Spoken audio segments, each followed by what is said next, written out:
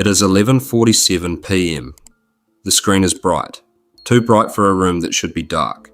A habit tracker, 14 unchecked boxes. A to-do list, 30 items, 11 of them carried forward from the day before. A meditation streak, day 3 of 66, already broken. The hand holding the phone has a slight tremor, not illness, just the quiet, accumulated weight of someone who has been working very hard at something that isn't working. I know that hand. It was mine.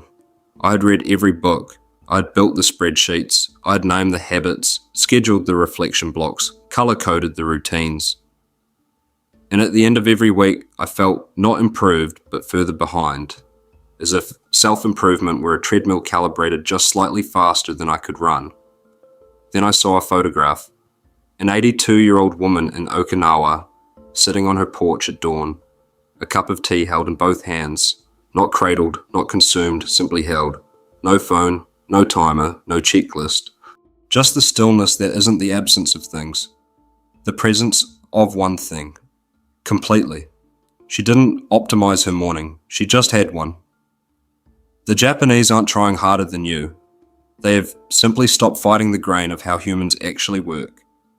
Stay with me through the next few minutes, and you won't just have a list of habits to copy, you'll understand the invisible architecture behind why they work, and why everything you've tried before probably didn't.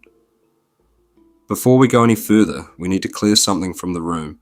You have heard it your entire life. 21 days. 21 days, and the habit is yours. 21 days of early mornings and cold showers, and you are allegedly a restructured person. The origin of that number is a 1960 book called Psycho-Cybernetics, written by a plastic surgeon named Maxwell Maltz. What Maltz actually wrote, carefully, in the preface, was that his surgical patients took approximately 3 weeks to adjust emotionally to a new face after reconstructive surgery. 3 weeks to stop flinching at their own reflection. That is all, not habit formation, not behavioral automaticity, habituation, getting used to something new. Somewhere between the clinic and the self-help industry, that distinction was quietly erased. 21 days became a product. It became a challenge, a book title, a program name. It became the number you told yourself in January and quietly buried in February. The UCL research team that eventually tested this rigorously, with 96 participants, real habits, daily tracking across 12 weeks, did not find 21 days. They found 66, on average, and a range extending from 18 to 254, depending on the complexity of the behavior and the conditions surrounding it.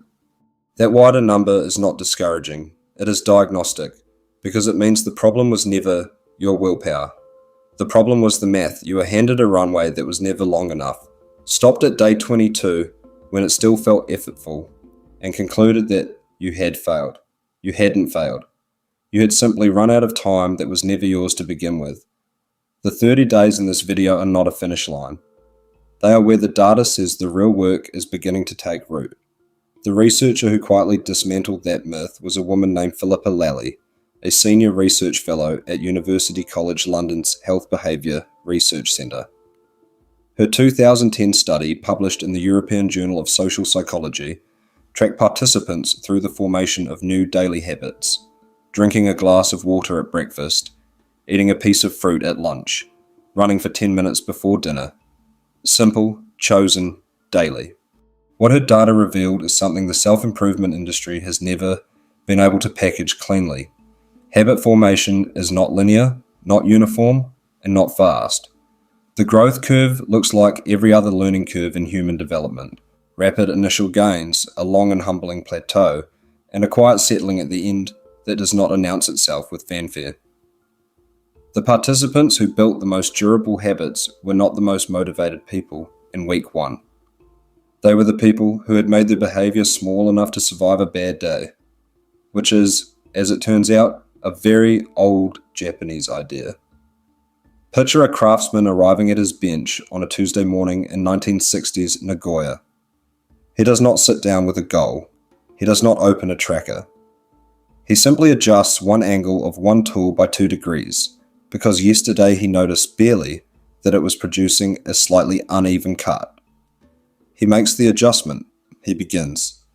Tomorrow he will find something else, equally small, equally exact. This is Kaizen. The word is built from two smaller ones. Kai, meaning change, and Zen, meaning good. Together, change for good. Not overnight change, not revolutionary change, not the kind of change that announces itself with a launch date and a progress photo.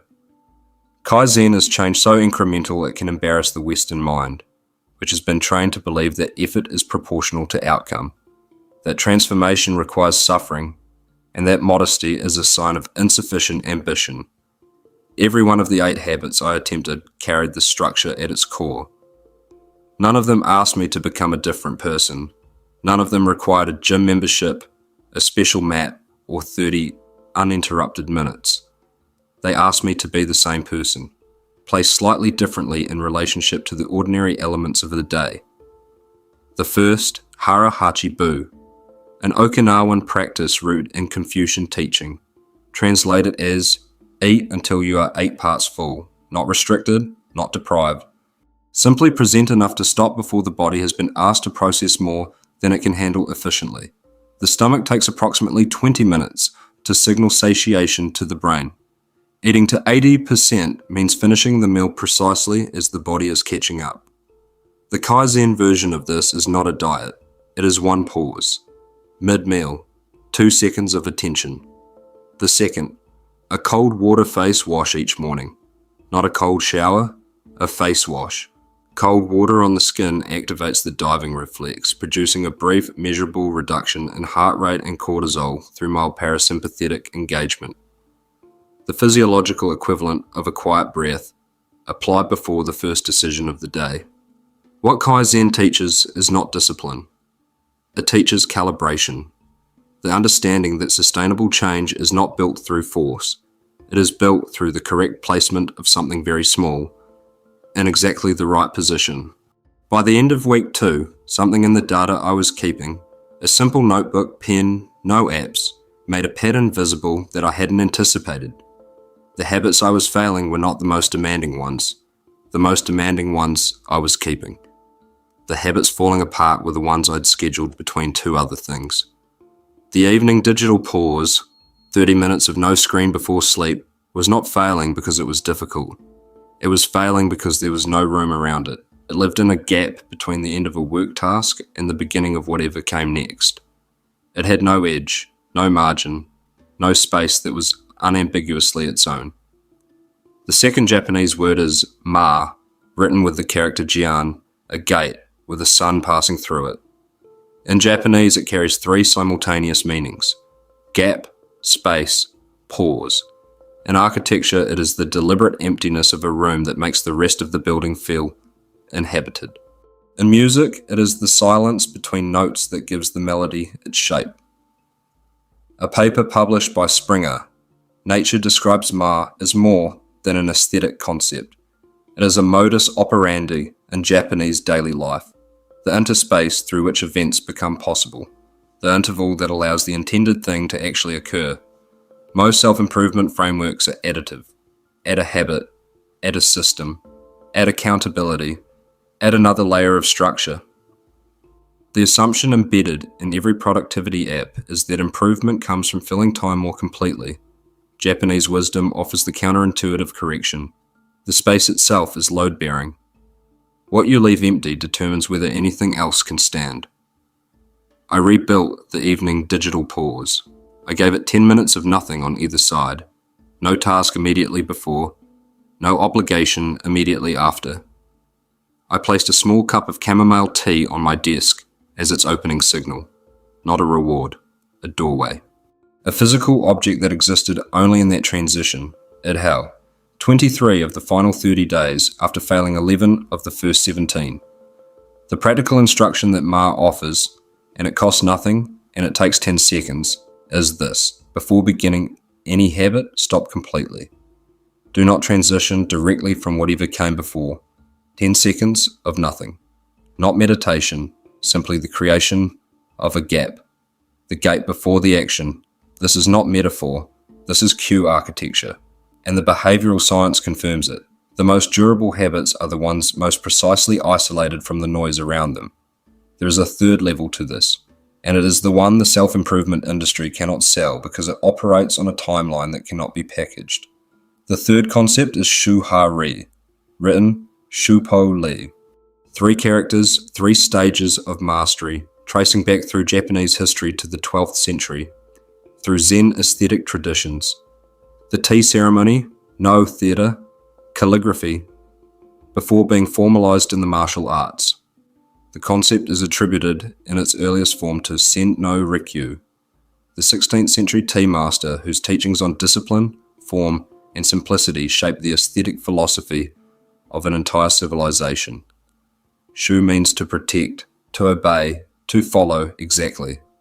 In this first stage, you do not improvise, you copy, you repeat, you surrender to the form before you have earned the understanding of what the form is protecting.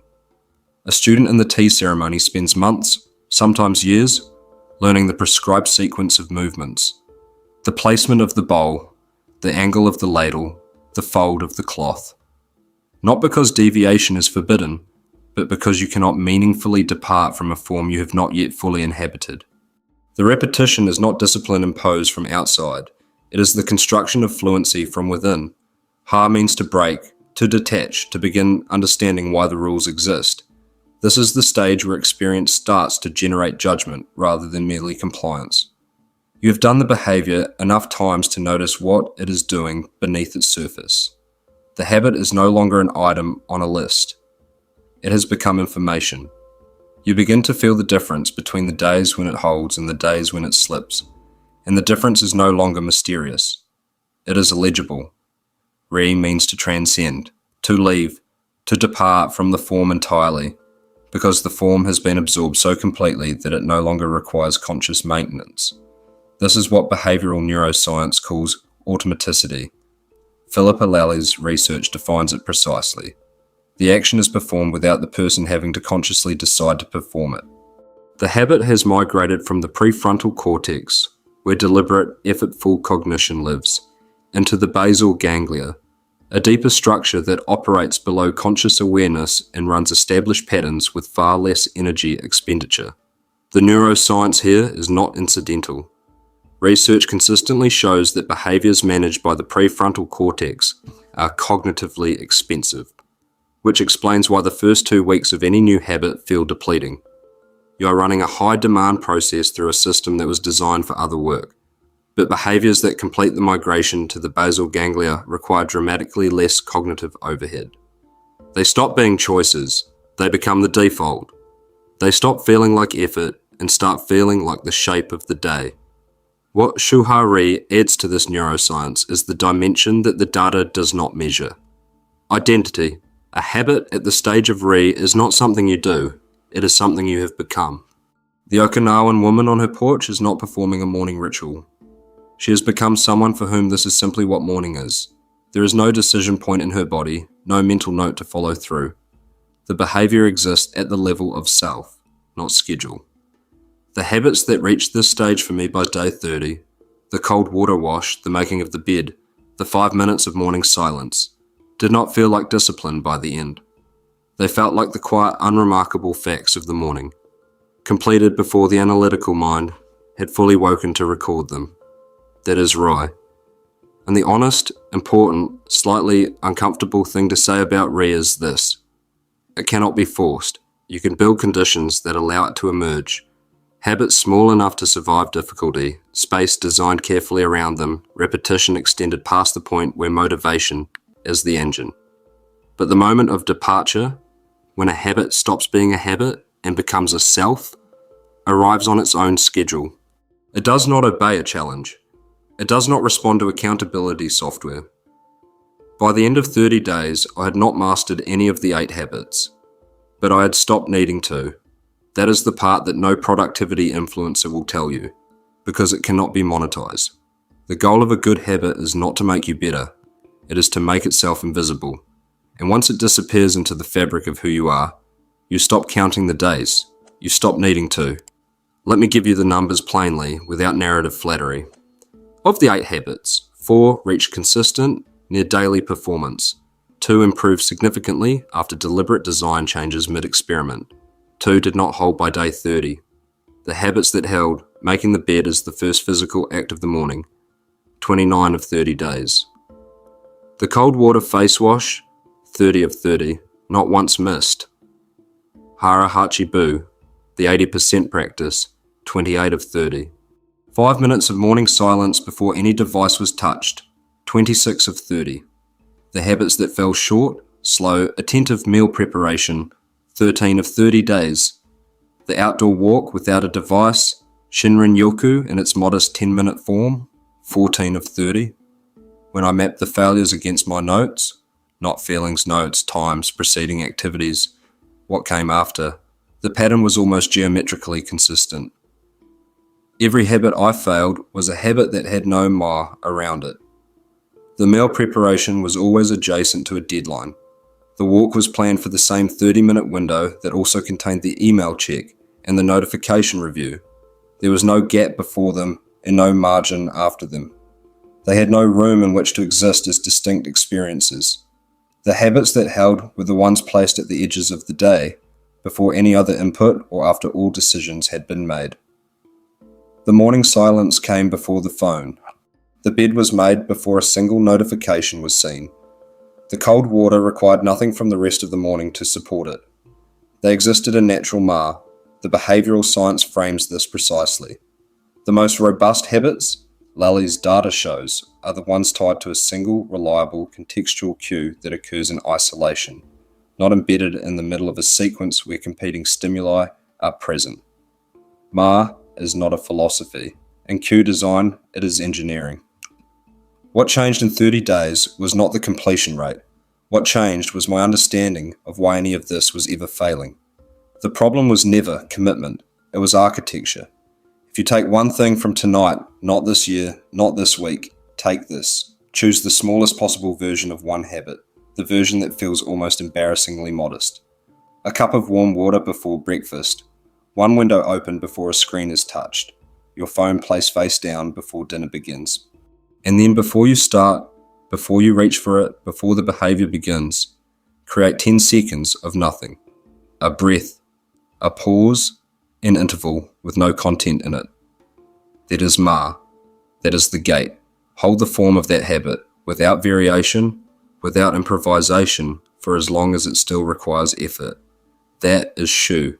And if one day, not on day 21, not necessarily on day 30, you notice that you've already done it, that the body moved before the decision was made, that you're standing at the open window or holding the cup of warm water, and you don't remember deciding to, that is Rai.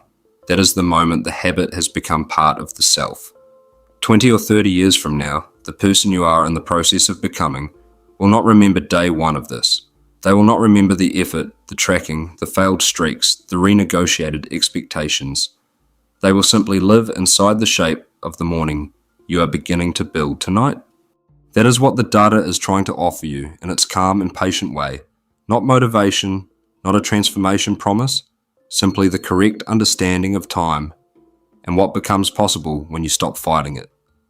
If this reframed the math for you, not just the habits but the equation underneath them, send it to someone who is still working from the old numbers.